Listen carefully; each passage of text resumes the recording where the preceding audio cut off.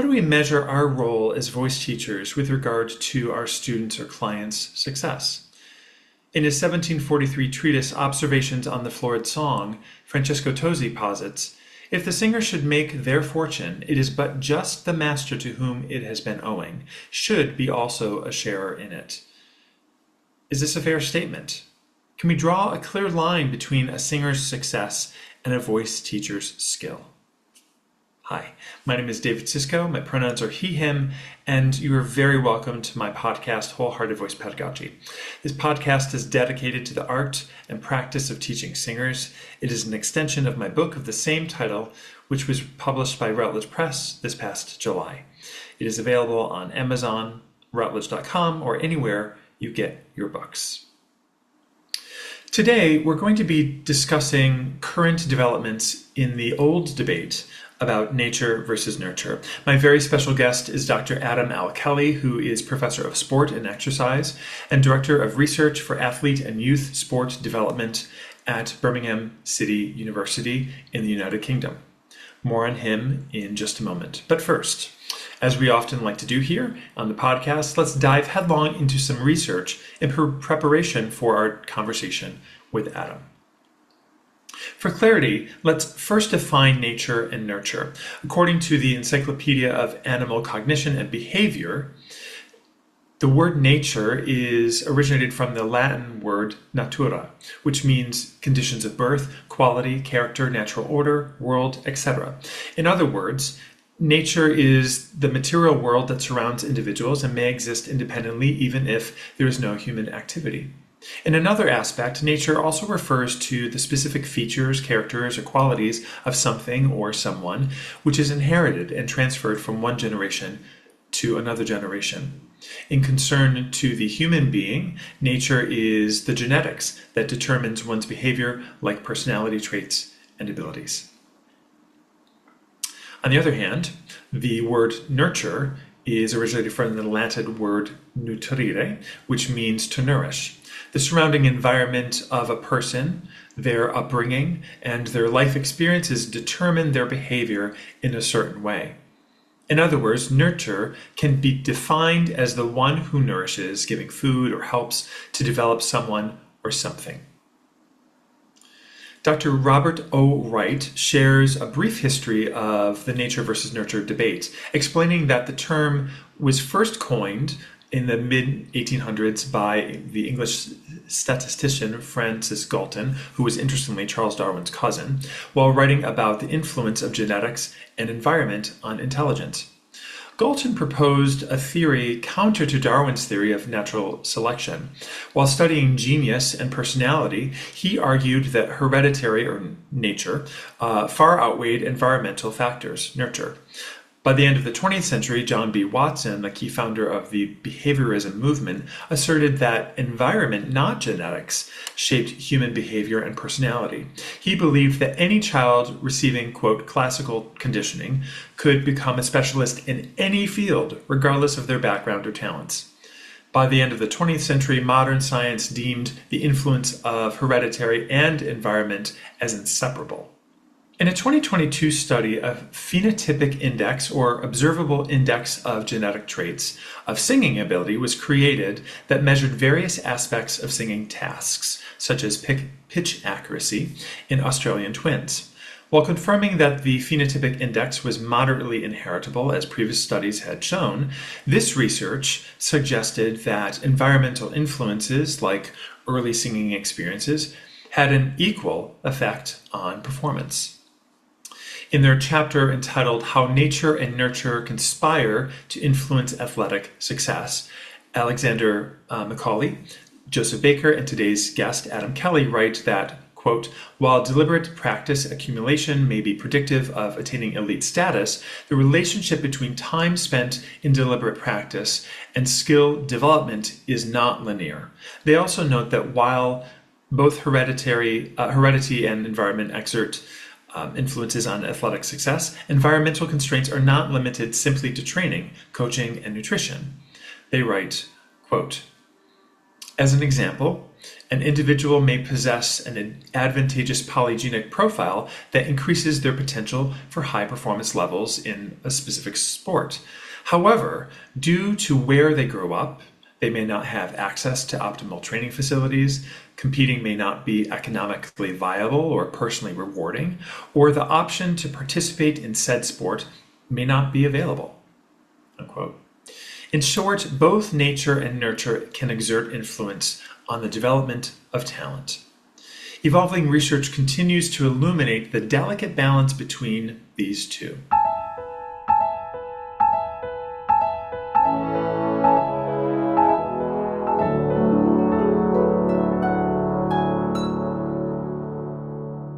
It is now my pleasure to introduce our special guest today.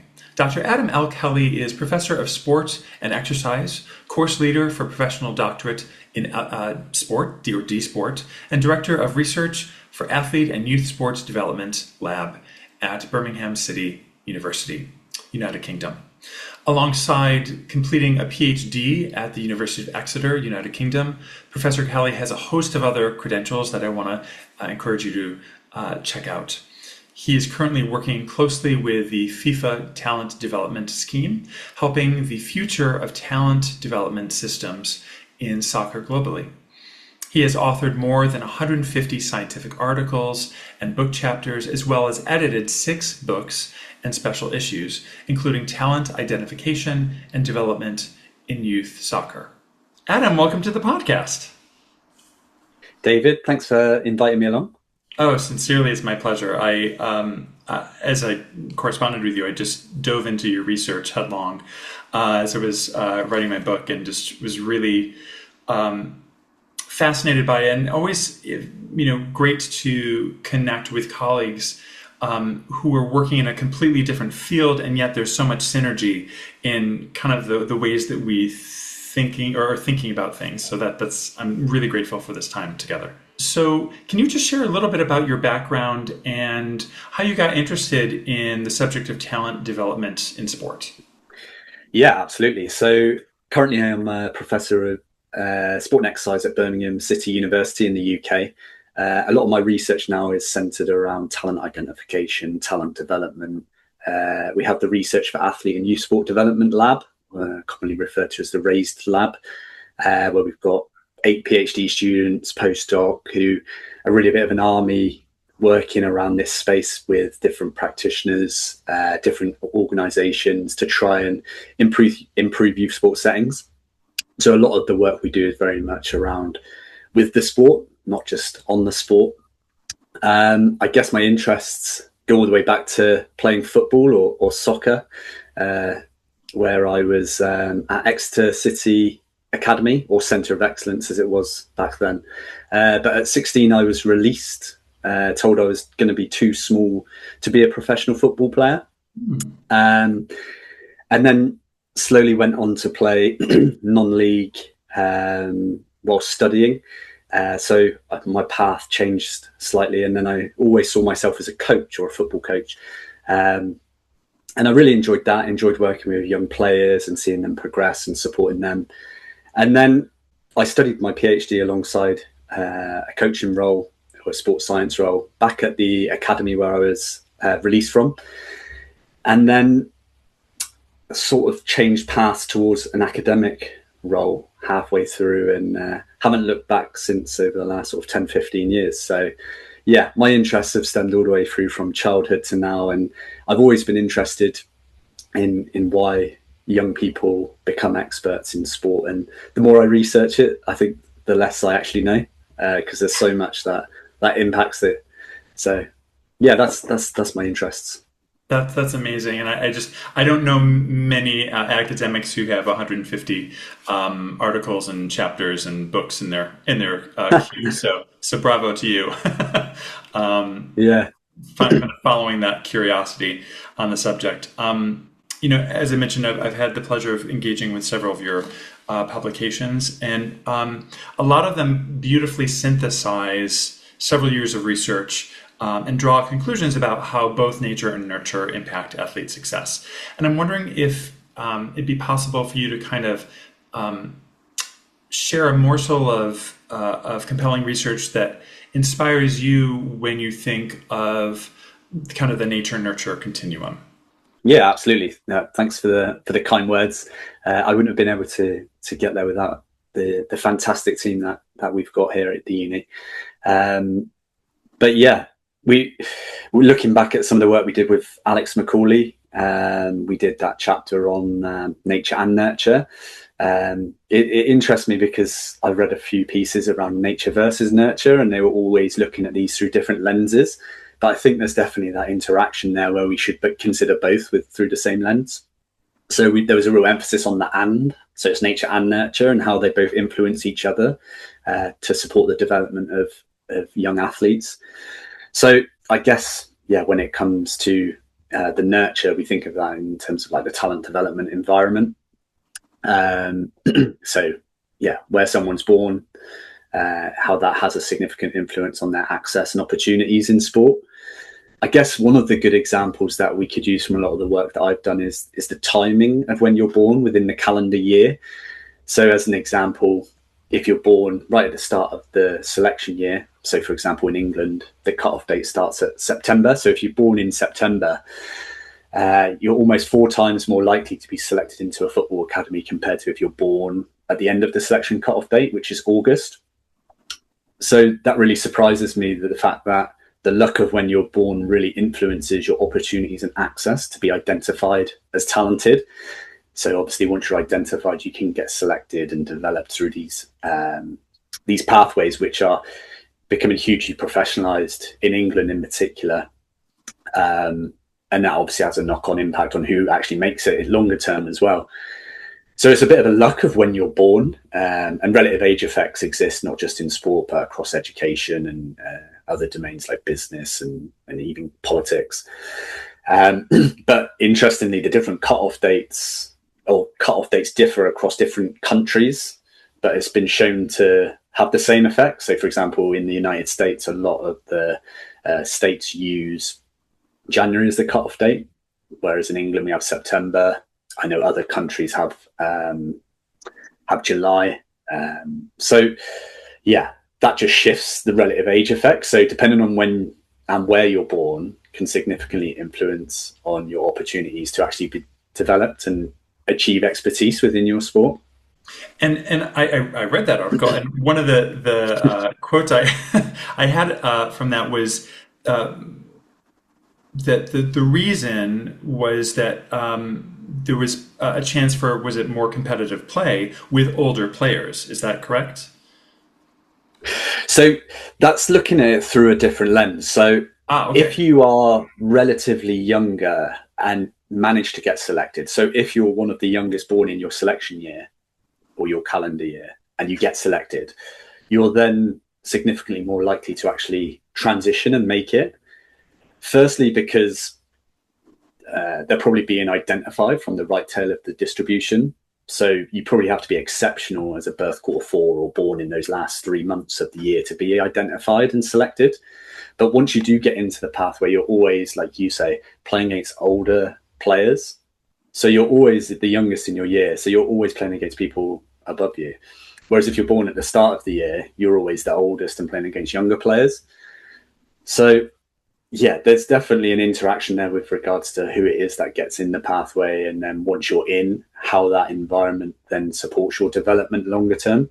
So we used a term that would previously been termed the underdog hypothesis. So that you consider these relatively younger athletes as underdogs once they're in the pathway, and then use or develop certain psychological skills, or whether that's better technical, tactical skills, or maybe even being able to use their body better because they might be smaller or slower or whatever it is.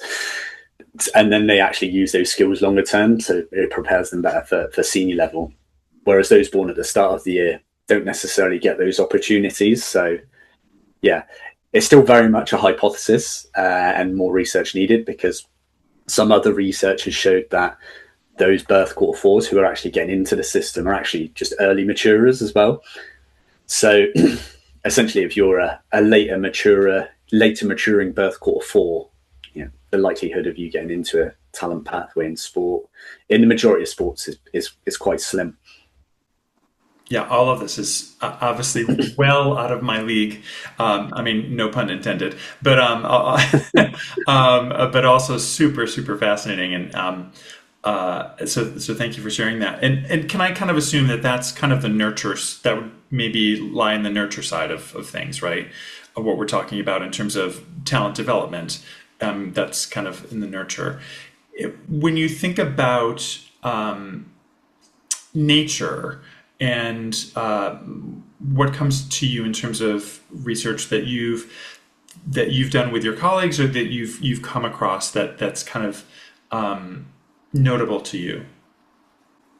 So I would say the maturation stuff that we just mentioned there would have a significant influence from that sort of nature side.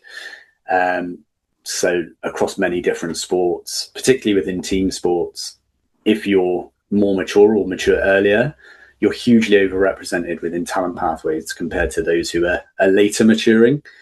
So if you think about the elite under 15 basketball team in America, I don't know if that exists, but it's just an example. They're probably going to choose the tallest players because they're the best performers. They're probably closer to the hoop.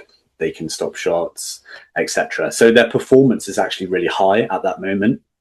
But that doesn't actually mean that they're the ones who are going to transition and achieve senior professional level. So Michael Jordan's a classic example of someone who didn't mature until he was 18 or 19 in college, where he grew a foot, and then obviously his story wrote itself. So by identifying these athletes early, we're often focused on performance outcomes, which can obviously coincide with maturation status.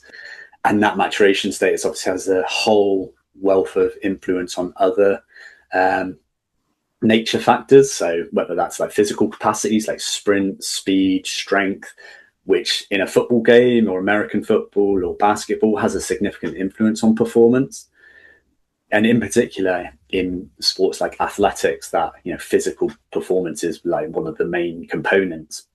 It's been shown that successful or winning at youth level in that youth level in athletics does not necessarily or rarely transitions to success at senior level. So the question is, are we just identifying performance, or are we actually identifying those who have the potential to access these pathways? And again, I think that's where that nature nurture coincides, because if we're developing these talent development environments, are we actually nurturing the right people in there, or is it just those who are early maturing because they have good performance?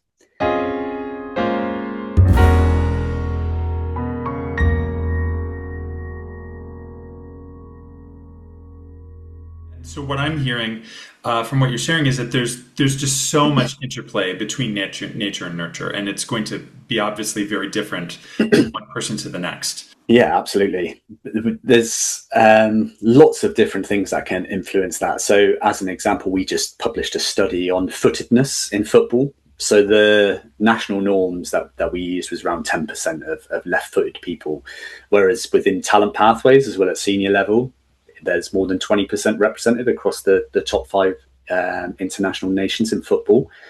So that shows that nature of being left-footed can actually benefit people who play left-footed compared to right-footed players. And again, it's all hypothetical as to like, why is that? It might be because they're less predictable because there's less of them.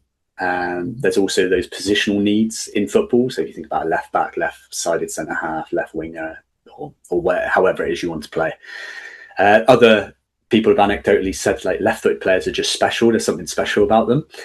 So again, it's really interesting that being born as a left footer can significantly influence your opportunity to be identified as talented.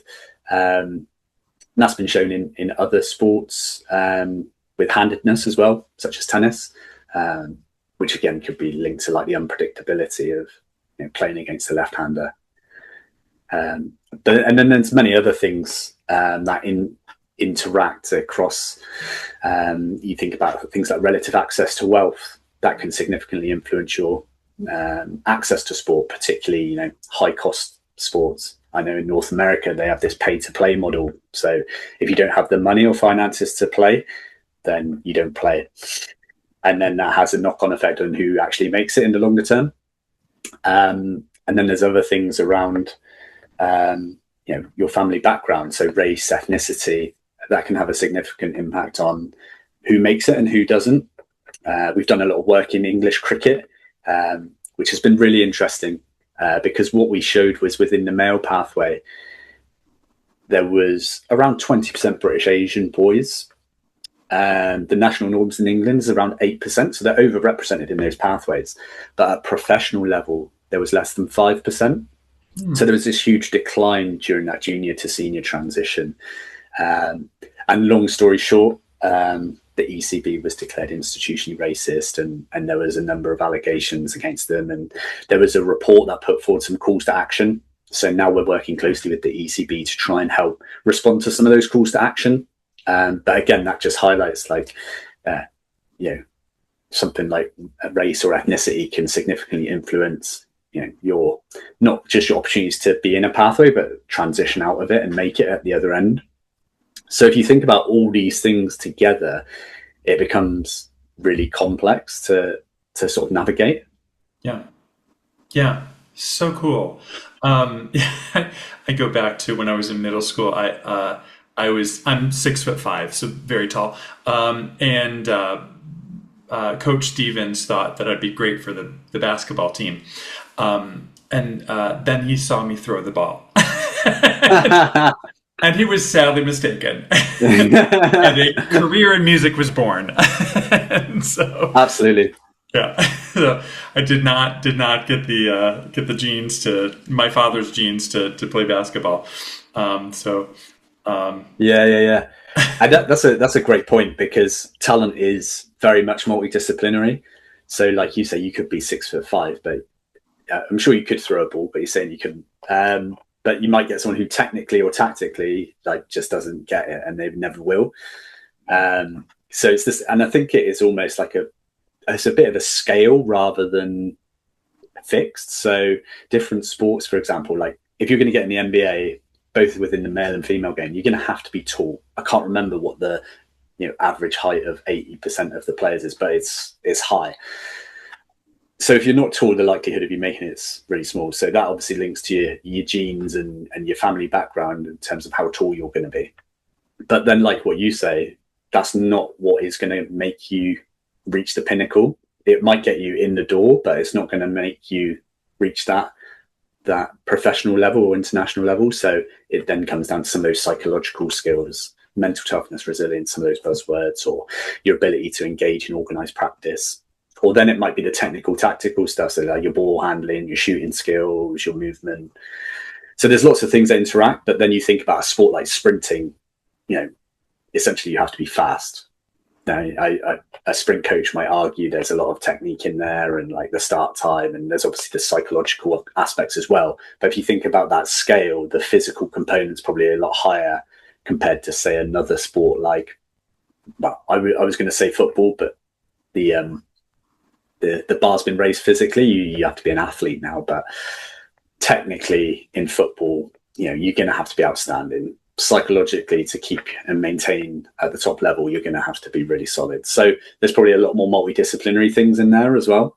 And again, it's probably more like a scale. So yeah, hopefully that's a useful example.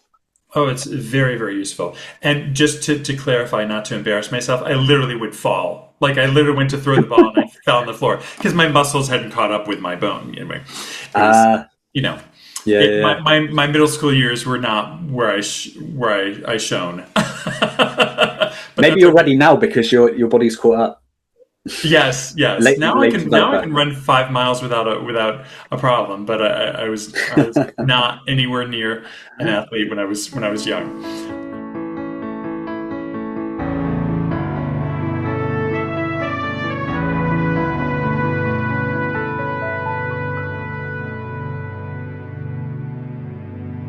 So you've actually kind of started to kind of pick up on my final question for us today, which is, we've discussed in our correspondence is that performers are often called singing athletes, and for this reason, I perceive much of what you research intersects with the work of training singers, and you've mentioned that there are numerous factors at play when considering how environmental aspects impact elite athletes. And from your research and experience, I was just wondering, to what extent does coach influence play a part?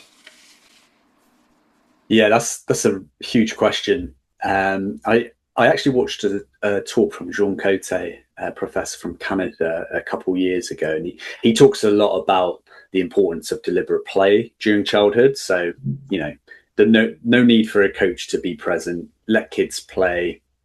Well, I say no need for a coach to be present. That's quite generous, but the coach plays more of a passive role, and it should be centered around the children themselves, and they should initiate the play and etc. So the involvement of a coach should essentially try and improve that engagement and development. So if you think about play, that has a certain amount of development. So if you add the coach, that should improve the player even more. But if you flip it on its head, the coach can also have that reverse effect and almost make it worse. So if you have a bad coach who is focused perhaps more on winning at like under 9 level rather than focused on social identity, group dynamics, fun, enjoyment, etc., that could probably have a reversal effect on the athletes. So it firstly, for me, depends on the age phase that you're working with the athletes. So I mentioned they're under 9s around winning.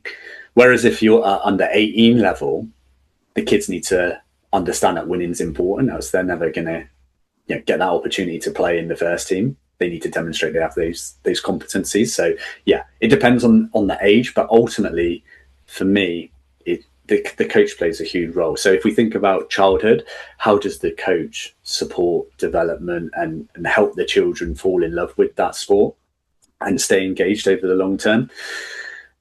Jean Cote's model is excellent because it doesn't just focus on how we develop performance in the long term. We obviously want to develop great performers in sport, but also we want to make sure that they stay in that sport. So for example, that 18-year-old, if they get released at 18, are they now dropping out of that sport, or are they going to try and play at the next highest level that they can and then maintain a healthy lifestyle through football? It's also should be focused around personal development as well. So long term, how is the sport used to develop the individual athlete as a person, not just as a performer?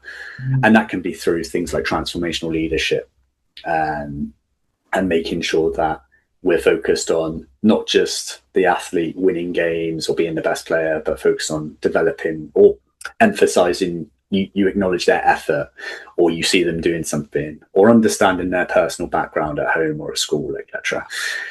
So in that respect, the coach can play a significant role long term. But if you don't have a coach who emphasizes those long term outcomes, you could often get caught up in those elite under 9s that are centered around winning, which might be winning at that moment because short term outcomes, etc. But if we think long term, I don't really remember focused on winning as a 9-year-old, and I'm quite competitive as well.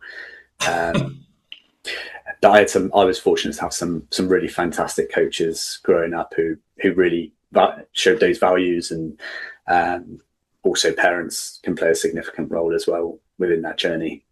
They're obviously key social agents. But I definitely see some synergy between sport and performing arts, or singing, dancing, etc. We have the Royal Birmingham Conservatoire based at the Birmingham City University, and I'm in conversations with them to try and think about a project around talent development across the space, to try and have a bit of like a knowledge exchange or like learning from each other's disciplines. And it's already opened my eyes a little bit to think about how sport is performing arts in some sense, because you have these, I look at it from a football perspective because that's more my background, but like these performers like your Lionel Messi's, your Ronaldo's, they are performers. They're showing off to the crowd. They want to show how good they are. And I think it's definitely different with each individual. You have some individuals who are very much centered around like the team, but you do have these performers or these artists, and then yeah, I'm definitely keen to learn a little bit more from your side as well, in terms of the role of the coach, the role of the environment or the teacher, and how that develops, or how we could learn from your discipline to develop sporting talent. Yeah, well, sign me up. I'm happy to have conversations anytime you want. I've been thinking a lot about, as I was writing my book about, yes, there's the technical aspects of teaching, the technical information that I impart, right? But then there's also the relational side, and as you said, how are we developing people? Yeah, the singer, the voice is inside a body that has certain lived experiences, some of them positive, some of them not. And how am I creating space that, in a polyvagal sense, creates safety for them or is safe enough for them to strive for excellence, knowing that there may be failure. Right. And so I think about that as I'm a voice teacher, but I'm also a vocal coach, meaning I coach students preparing for the recitals on action, objective, and obstacle in embodying a song. What does it mean to activate a moment in a character's life on stage? And how do you do that? And how do you bring your own essence as a person into that framework, right? And so much of that is relational. So much of that is much of what you're talking about. So yeah, I absolutely see a great synergy in the work you're doing versus what we're talking about in the voice community. And I think we definitely have a lot to learn from you, and we're happy to share what we're doing over here too, certainly. Awesome. Sounds great. Yeah. Well, thank you so much for your time, Adam. It's so great to talk to somebody who's so grounded in their knowledge of their field and look at things from a different perspective. I think it's going to help a lot of us kind of shake us up a little bit and think about how we do what we do when we're working with our students. Appreciate that. Nice. Thanks for having me. You bet.